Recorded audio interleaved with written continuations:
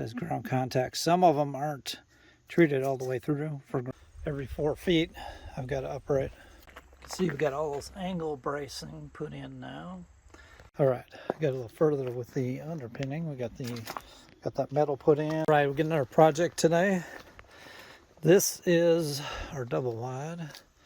It's all installed, and I'm doing the underpinning, just starting it. First thing I did was I took a treated 2x4s. I'm going to use all treated wood for this. It is made for ground contact. You got to make sure you get the correct treated lumber when you do this.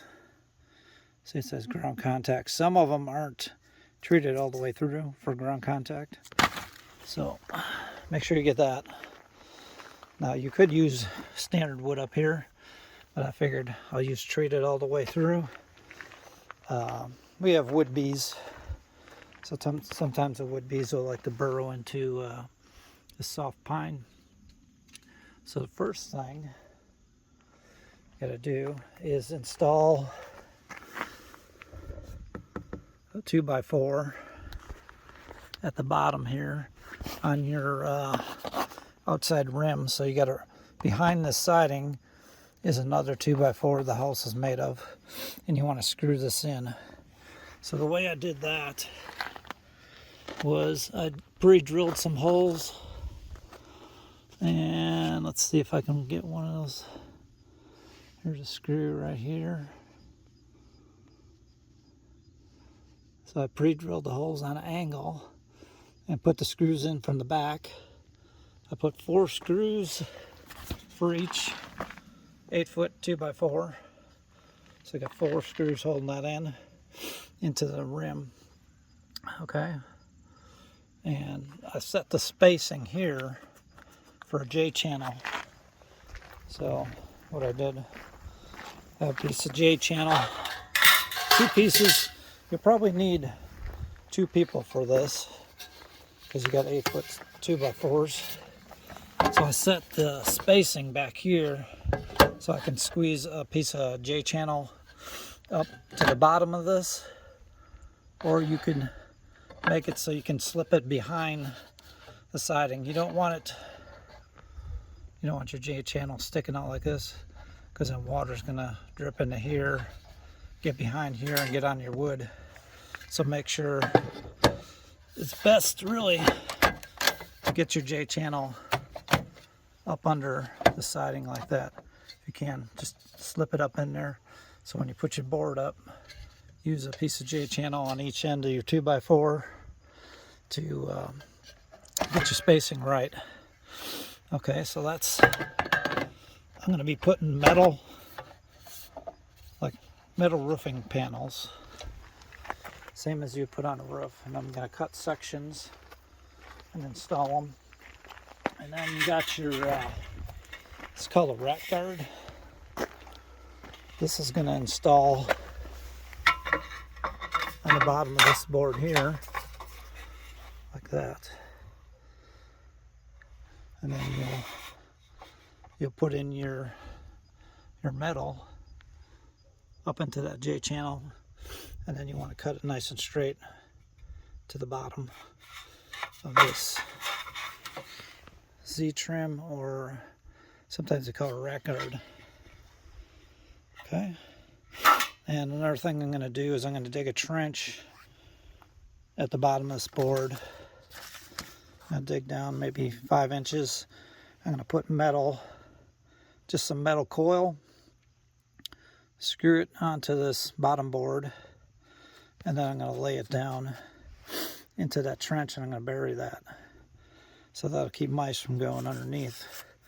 But what I'm doing is the bottom board, I'm just using a 2x4 laid under like that, so I get the correct spacing. And then I'm installing verticals just taking a vertical, put it on the back and screwing it down. And then what I'm going to do is I'm going to put insulation, foam board insulation in this void here at the back. So there'll be 1.5 inches of foam board up against that, and then you put your metal over that. Also, you have to plan for vents. Now I got plastic under this double wide, so I don't need too many vents. I'll probably need 2 vents on this long side. I think it's about 70 feet long, this double wide. So 2 vents, and then probably 1 vent on each end, just because we got plastic. Now if you had more, if you had dirt or gravel or something under here, I'd put in twice as many vents as that. You could put 4 vents on this one side, put a vent every 10-20 feet. I'm just going to do one every, say, 30 feet or so. Okay, so that's a general layout. I'm going to also put in another vertical here, and once I get all my bottom boards installed, you'll see as I go. Keep it level with you. Make sure you get your verticals level. And then I'm going to do is I'm going to install some 2x4s. Cut them at a 45 degree, I believe, whatever angle I need to cut them. And then I'm going to screw them in. I'm going to find a board up here on the floor joist. Just kind of feel around. I'm going to screw into the floor joist up here and then angle it down to the bottom here, so the bottom's nice and sturdy, and in case we get some bad wind, that it doesn't move the skirting in at the bottom. So it'll be anchored in with that piece of metal going into the ground, and also a angle piece from here. You could put your angles on every 8 feet onto these boards, or you can put them straight to the bottom board, whichever you prefer. But that's basically what I'm doing here. I'll film a little bit. Each time I do another step, I'll film a little bit of it, and y'all can follow along. Now you could put anything in here. You could put vinyl siding in here if you wanted to. You'd have to use a different J trim probably. I'm not sure the thickness of the vinyl siding, but this trim is for metal roofing material, so it's like a 1-inch thickness J channel. So that's what I'm doing. The metal is going to last forever, and if you put foam board behind it, it'll insulate. It'll stay nice and warm under in winter, cooler in summer. Another thing I wanted to mention was I got an elevation change here. So right here, it's from the bottom of the siding to the ground, it's about 28 inches, top to bottom. And then as I go along here, the trailer's higher and higher because the ground slopes off. And we end up on this end, we're actually 4 feet off the ground on this end. So we went from like almost a little over 2 feet to 4 feet slope over a period of 70 feet. So what I'm doing, you can stair step it if you want to, because you're going to put that bottom piece of metal down there. So you could stair step it and backfill at every step of the way. It slopes off pretty heavy here, so what I'm going to end up having to do is cutting my metal on an angle. So I'll have to measure from the top here to the bottom channel, and I'll end up having to cut all my metal, try to get it pretty good angle. So because this bottom metal is going to be exposed here, you want to have a real straight cut, even if it's on an angle. And then let's say it ends up like that. You know, that's exaggerated a little bit, but you'll have to cut this end of the metal a little bigger than this end at the bottom here, and it'll move on down the line. or you can make each 8-foot section totally level, and then you'll end up higher and higher. You'll have to kind of stair step it if you want to make each panel a totally straight cut on the bottom. I think that would be a little more difficult. It's easier. I think this will look better because it'll be seamlessly straight on the bottom. I'm just using a 2x4 to give me my spacing off the dirt here, or plastic. That's the way I'm going to do it.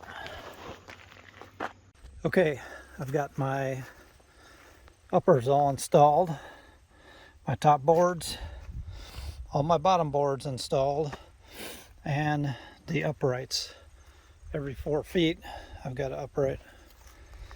And next what I'm doing is I'm installing bracing. The bracing is gonna make sure everything stays straight on the bottom, and the wind doesn't push the bottom in. So the way I did the bracing is I cut a diagonal. You'll have to find your angle, and then cut another angle, the correct angle up here. And as you can see, the trailer's bolted.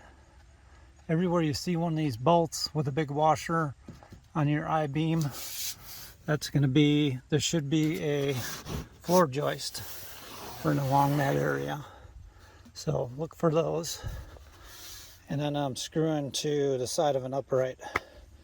So that's gonna, what I'm gonna do, I'm gonna run a string from this corner here all the way to the other corner. And then I'm gonna get this all straightened, because it's right now the bottom is a little wiggly. I don't know if you can see down the line. It's not perfectly straight. It bows in and out a little bit here and there. So I'm going to run my string line, and then I'll finish. I'm going to put a brace every 8 feet. So I'll skip this one, and then I'll put a brace here on every other one of those uprights. You can see we've got all those angle bracing put in now. And if you look kind of down the line here, it's nice and straight. It's lower on the bottom. So as we were going along, we'd kind of go in and out with the board, that bottom board, and get it straightened up. And then I got it tied into floor joist. All right, I got a little further with the underpinning. We got that metal put in, trench filled back in around the metal, and I put some of this 1-inch foam board in the gap. So there's as you can see, there's a gap right here, 1.5 inches. So I'm nailing the foam board to these uprights, and I'm just filling the gap between the top board and the bottom board, just like that. And I'm using 1-inch foam board. That's R5. So I'm just using some roofing nails to hold that in. Got most of it done. The whole front here too.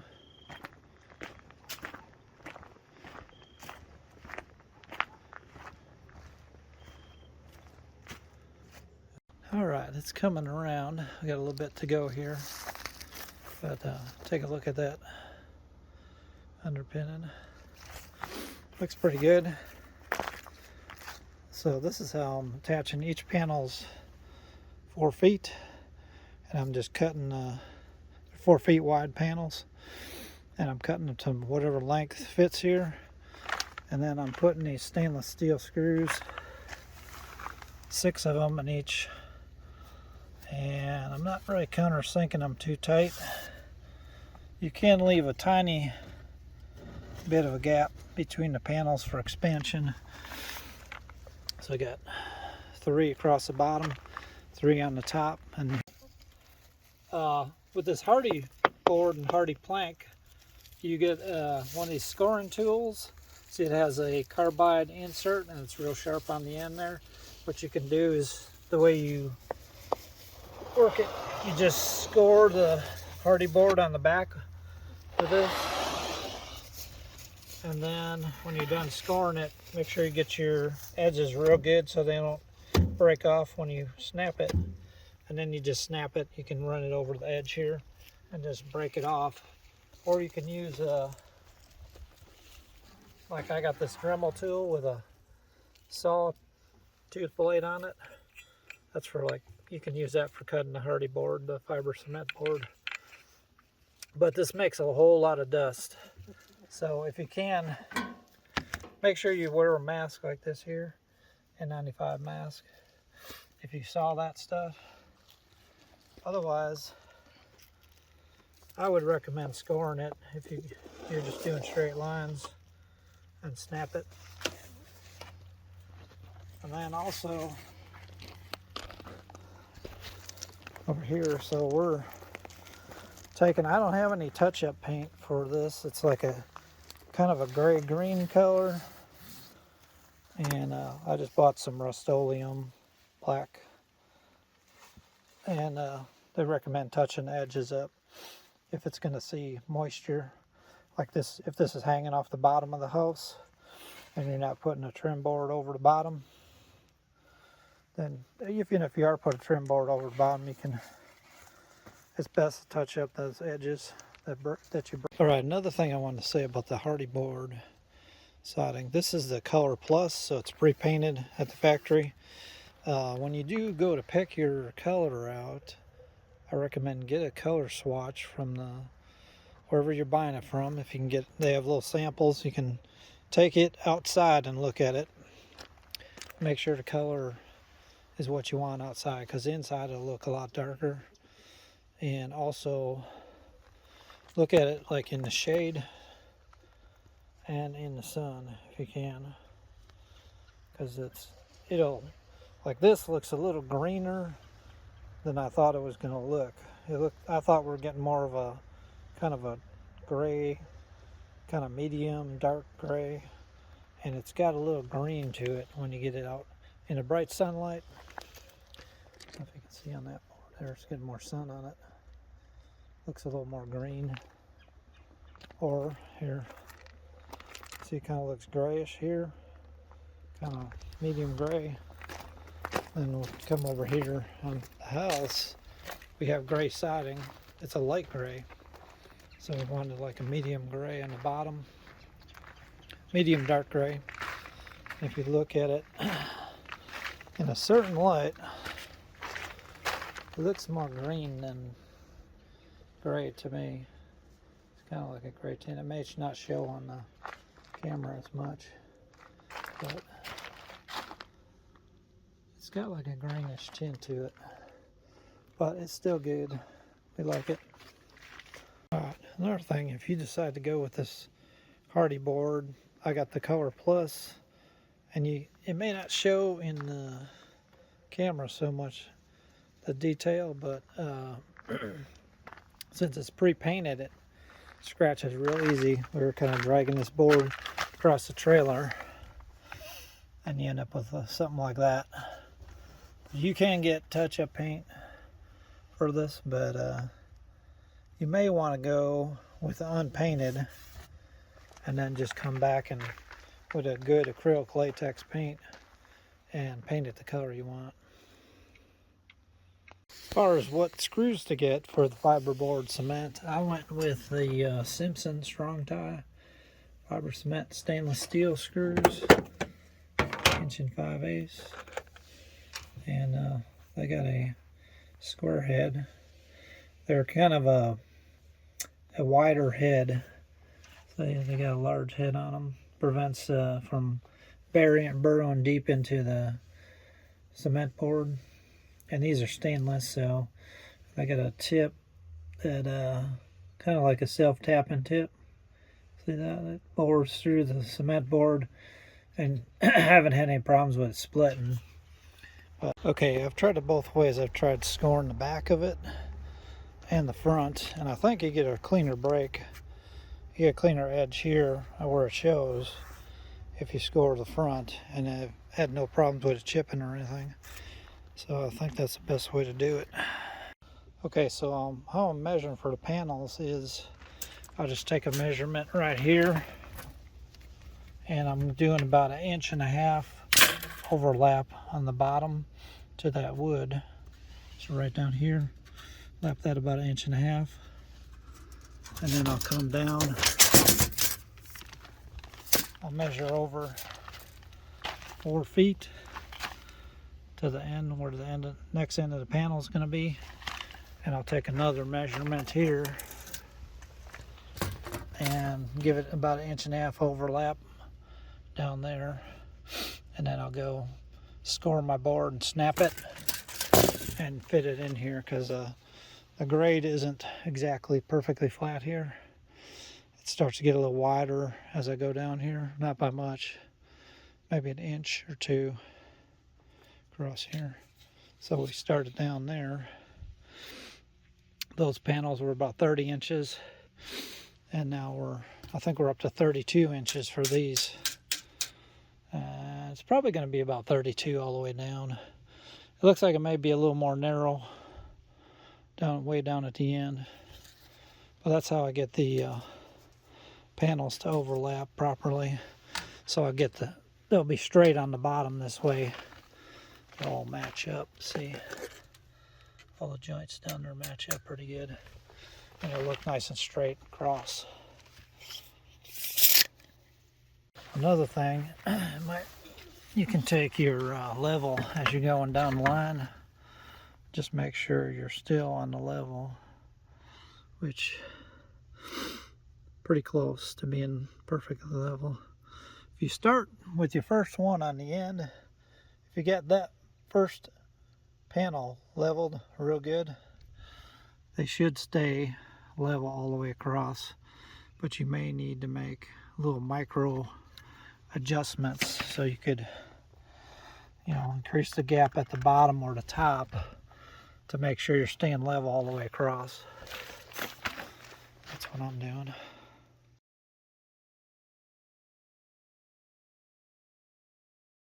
Alright, here's another view of the underpinning from the back.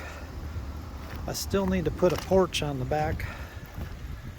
I think I really like the look of it, and that cement board should hold up for a good long time.